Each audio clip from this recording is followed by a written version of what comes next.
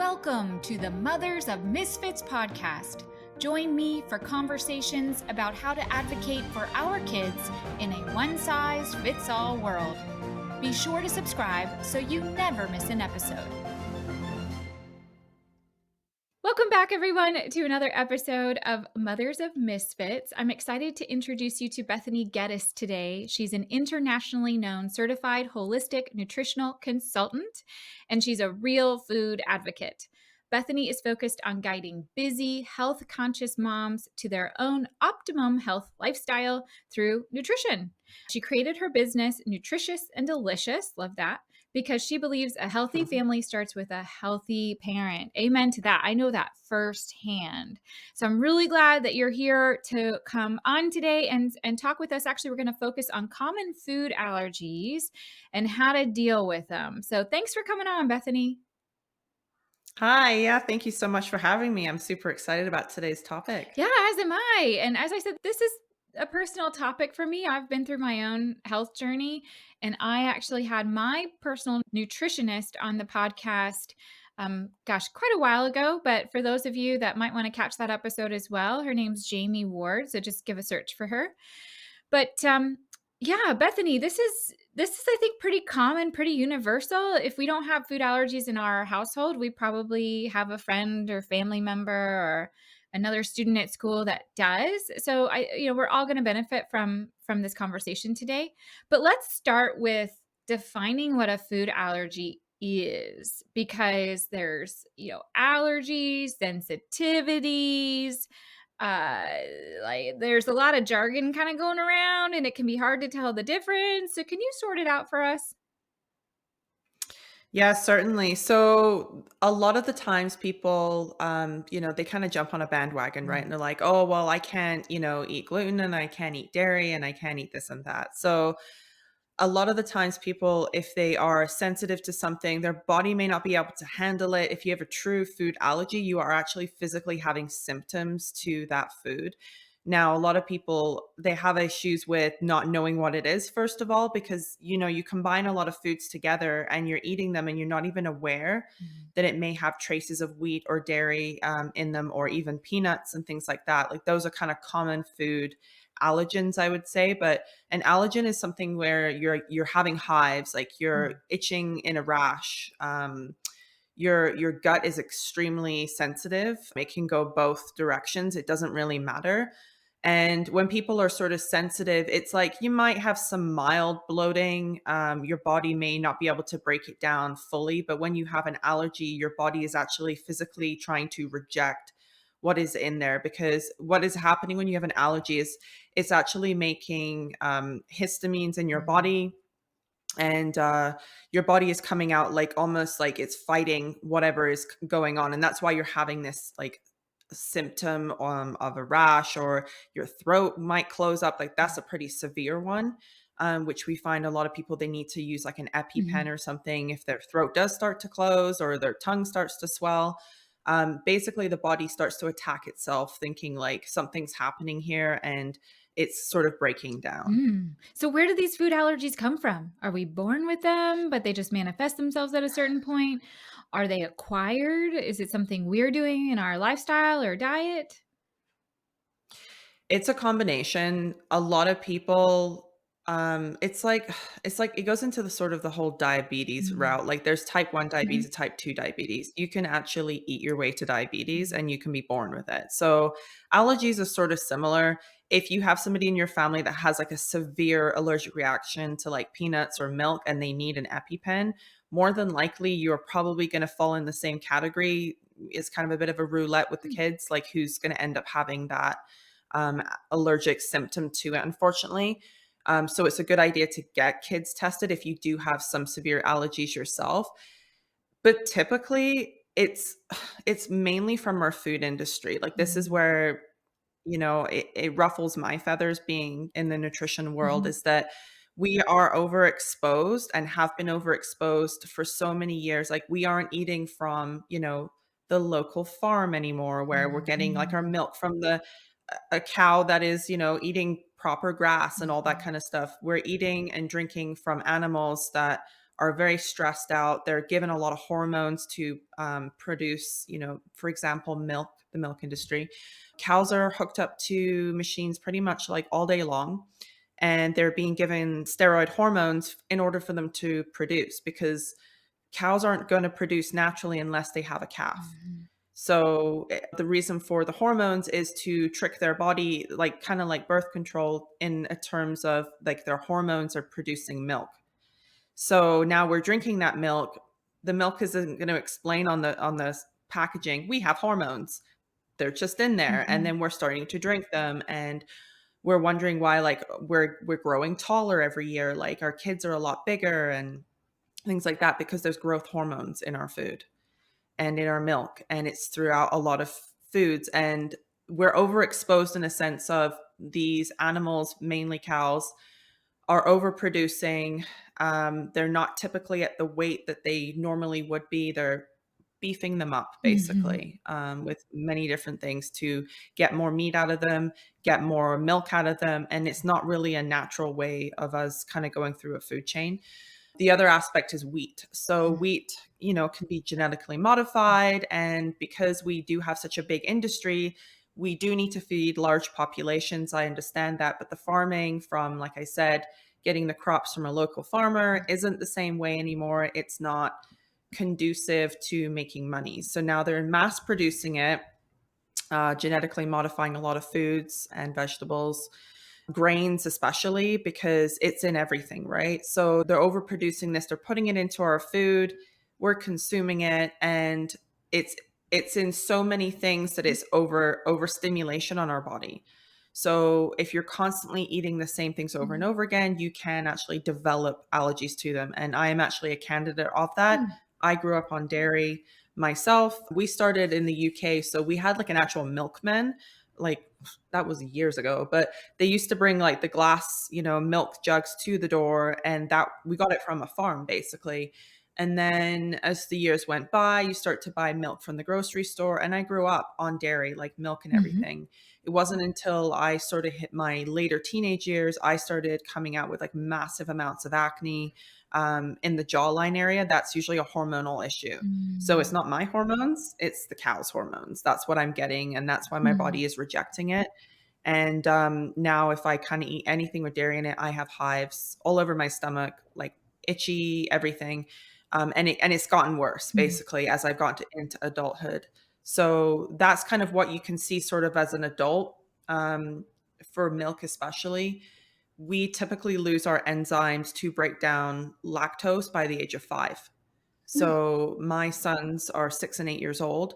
By the time my eldest son was about 5 or 6, I started noticing about the same things, Mm. like itchy rashes, eczema on their skin, going to the bathroom too often. Like I was like, there's something up here. And as soon as I pulled the dairy out, completely cleared everything up. So I realized already it started young for him as well. So Wow, well, there's so many things in what you just said that I wanna highlight, but I'll, go back to a few that really stick out, and the first is being mindful of what our food went through before it got to us, and, that's what's affected me too, is just the processing of some of the yeah. foods, and my body's not into it anymore, and, a lot of the things that I ate growing up and was fine, I think I had a negative cumulative effect, and, our awareness of all of this is, I think, Mhm. pretty new on the scene, at least from a, popularized standpoint, so we're all just figuring some of this stuff out and are changing our behaviors, but really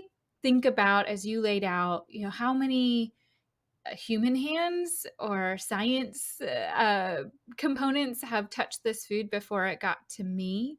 And Yes. if and when possible, and I get it, I mean, I really get it. It's expensive to do the organic or the all natural. And it's unfortunate that that's the case. But if you and when you can, go for that, or go to your more local source or a neighbor or local farm where you know exactly where it came from, and less, again, Mhm. people touching it in the process.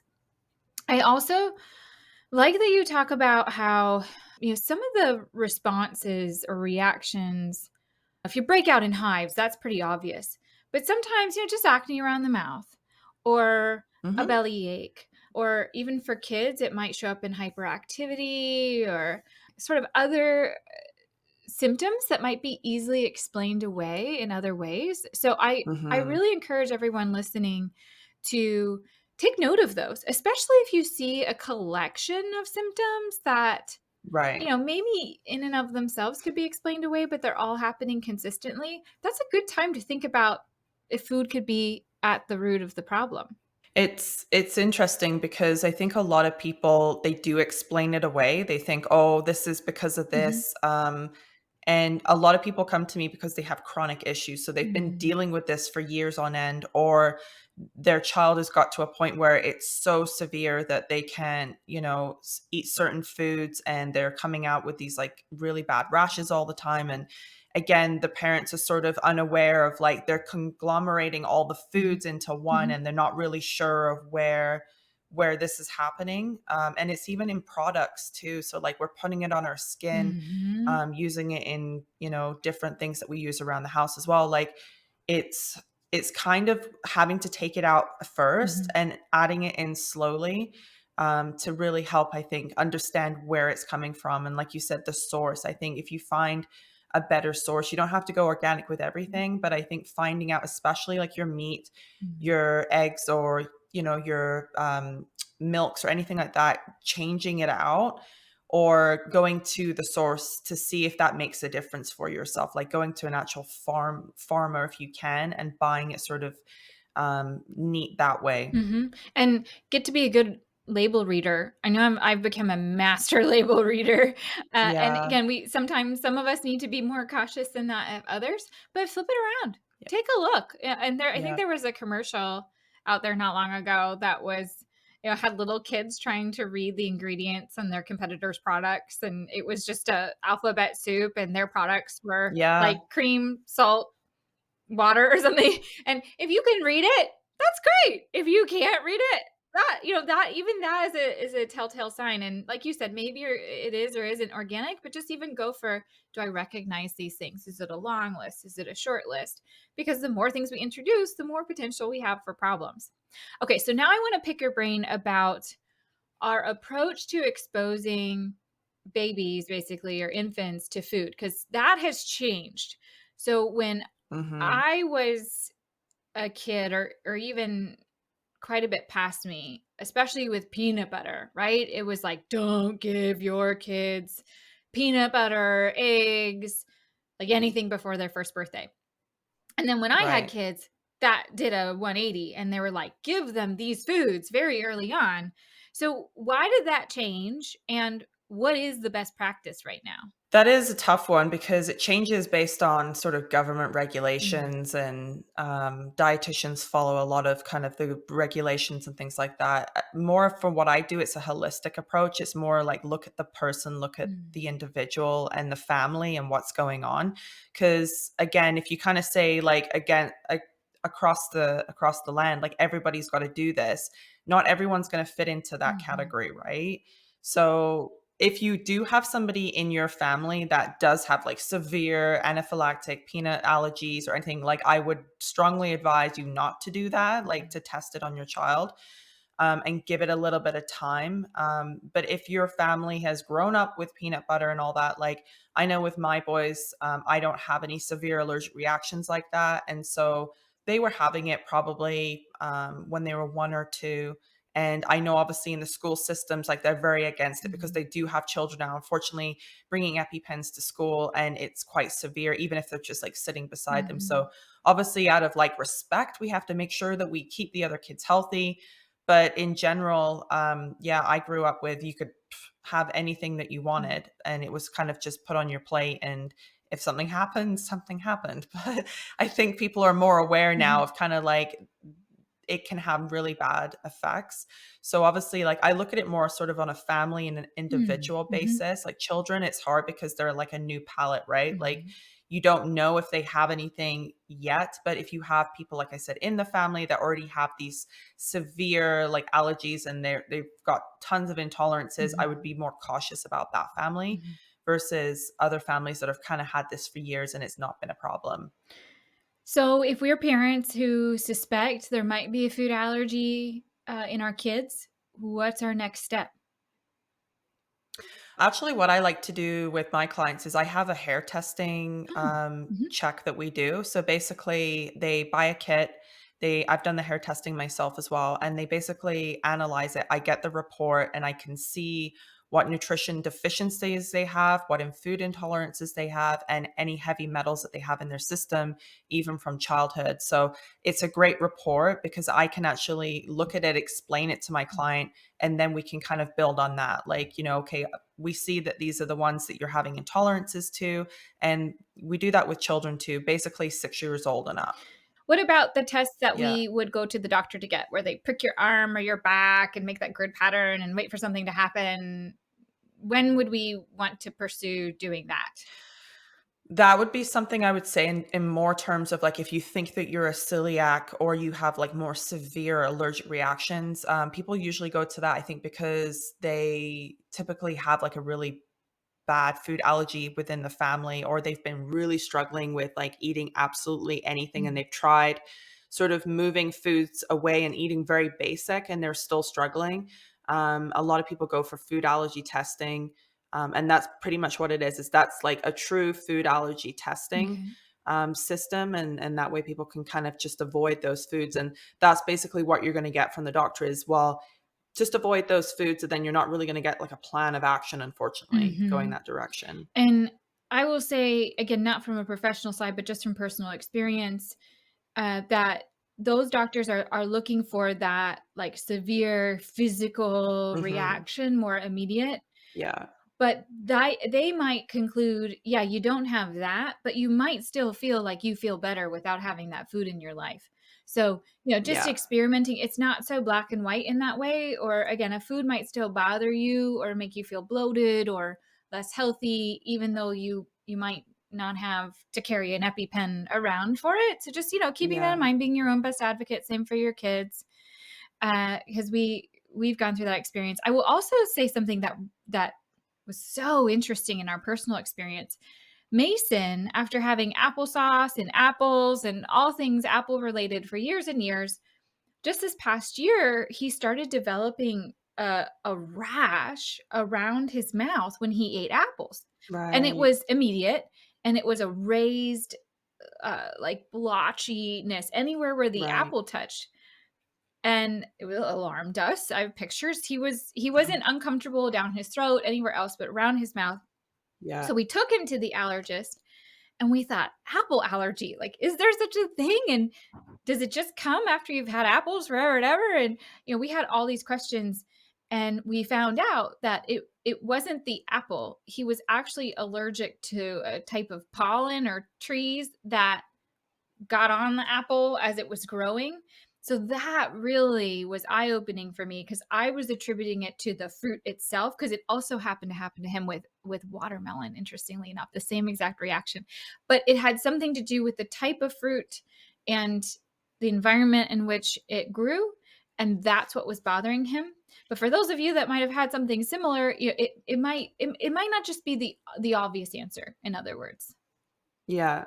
That's really interesting because as you said that, like, I was thinking it could either be something like that Mm, or a pesticide. So, it's not always the actual food itself. Sometimes it's what is sprayed on mhm, it, the way it's kind of been raised, mhm, like what kind of tree it's from. Sometimes people are allergic to the type of trees that they mhm. come from. And interestingly enough, that actually would have come up on the hair test because they Mm, actually are checking against environmentals as well. So we've had things come back where clients have had like certain funguses they're allergic to, or certain mm, trees and types of plants. Again, like you said, that the food has originated and come from. And even things like grass, like people's hay fever and mhm, stuff will show up on the mm. test because it's certain allergens that are around, and it's quite Hmm. interesting because it gives you kind of an overall picture, not just of like a food allergy, like you said, it's kind of from the environment too. Wow. Well, this has been just an interesting conversation and something that hits home for me. Hmm. And my biggest takeaway is keep pursuing it until you feel better or have an Yeah. answer that you feel good about. Involve the pediatrician, involve your primary care physician, but also Yeah. consider involving a nutritionist, a dietitian. Create your team, because it's usually not one easy answer. It might not be the first thing you Yeah. pursue, but figure it out because gosh, if we're not healthy, nothing else matters really. And and when you're not healthy, your kids can't thrive in school, they're not going to do well at home. As you said in your bio, if mama ain't healthy or happy, nobody is. So, taking care of ourselves and our bodies is always first line of defense. So, thanks for coming on and reminding us of that today, Bethany. Yeah, definitely. I think you have to be the biggest advocate of Mhm. your own health. I think a lot of people go into certain places and they try one avenue and it doesn't work and the door is closed on Mhm. them and they're like, well, that's it, Mhm. and it's not. There's so many other places you can go. And like you said, you need that team. Like just how it takes a village to raise Mhm. children, it takes a village to look after your health. Amen to So, that. Thanks for joining us for this episode of the Mothers of Misfits podcast. Make sure to subscribe so you never miss an episode. We also invite you to visit us at mothersofmisfits.com.